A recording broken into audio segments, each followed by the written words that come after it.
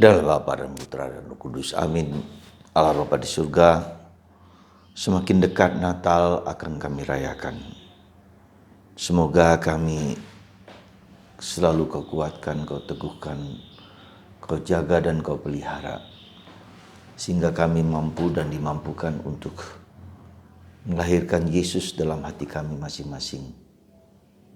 Kami tidak hanya menjadi penonton dalam peristiwa agung yang mulia Allah menjadi manusia. Bantu kami Tuhan supaya Engkau menyadarkan kami untuk terus menjadikan Yesus sebagai Tuhan penebus penyelamat kami masing-masing. Di dalam gereja-Mu yang kudus ini. Terpujilah nama-Mu kini dan sepanjang segala masa. Amin. Para saudaraku terkasih dalam Kristus, hari Minggu Advent keempat ini kita diajak untuk merenungkan satu aspek mendasar dari sukacita dan kegembiraan. Ya, jadi Bunda Maria setelah mendapat kabar dari malaikat Tuhan, maka dia bergegas-gegas mengunjungi Elisabeth saudarinya yang dikatakan oleh malaikat Gabriel bahwa ia mengandung. Sudah 6 bulan dia mengandung. Jadi antara Nazaret dengan Ein Karim di dekat Yerusalem itu kurang lebih jaraknya 180 km. Jadi Bunda Maria dikatakan bergegas-gegas datang, berjalan mungkin dengan keledai, dengan keadaan hamil juga, maka dia berjalan dan bergegas-gegas. Ada sesuatu yang seperti kemendesakan. Untuk apa?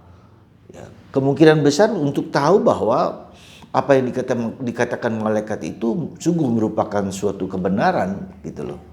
Karena dia sudah dikatakan bahwa Bunda Maria mengandung karena Roh Kudus. Mungkin ada secercah harapan gitu, secercah pemahaman, secercah keinginan untuk tahu bukan apakah benar atau tidak, tapi untuk menyatakan bahwa ada kekaguman rencana Tuhan dalam dirinya dan dalam diri Elisabeth. Maka ketika Bunda Maria mengandung karena Roh Kudus sebagai perawan dan Elisabeth mengandung Yohanes Pemandi sebagai seorang yang sudah tua yang hampir tidak mungkin punya anak. Jadi ada semacam kekaguman. Wah, ya antara betulkah dan sungguh merupakan suatu semacam sedikit konsolasi, semacam sedikit pembuktian dalam tanda petik, semacam konsolasi, penghiburan bahwa Tuhan bekerja dengan sangat cemerlang, sangat indah. Nothing impossible for God. Tak ada yang tidak mungkin bagi Allah. Itulah yang mungkin ada harapan ada suatu kerinduan dari Bunda Maria untuk semacam menyatakan kekaguman akan karya Tuhan, tapi juga untuk menyatakan kesediaan dia untuk membantu seorang yang wanita tua yang mengandung dan itu membutuhkan pertolongan.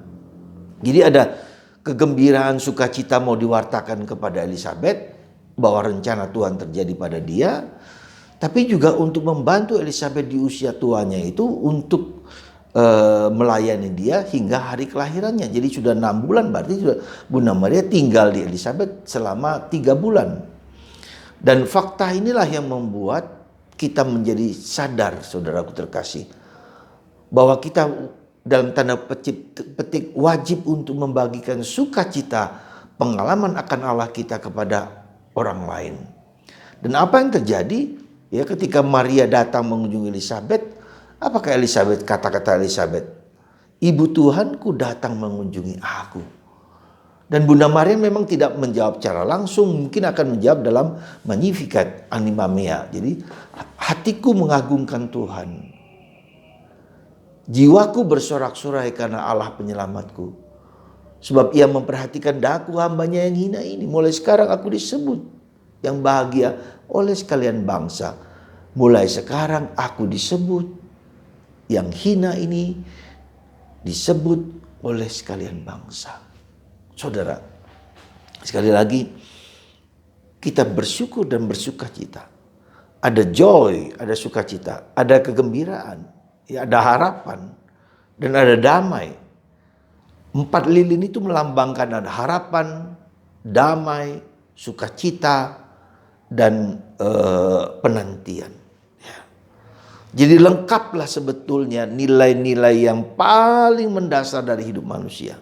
Damai, kasih, ya, pengharapan.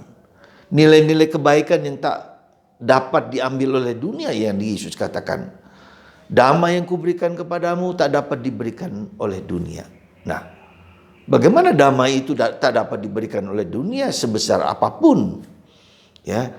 Nah, itu menunjukkan kepada kita bahwa damai itu adalah nilai yang paling tinggi karena Tuhan ada di dalam hati kita. Tuhan ada di dalam diri kita sehingga kita damai.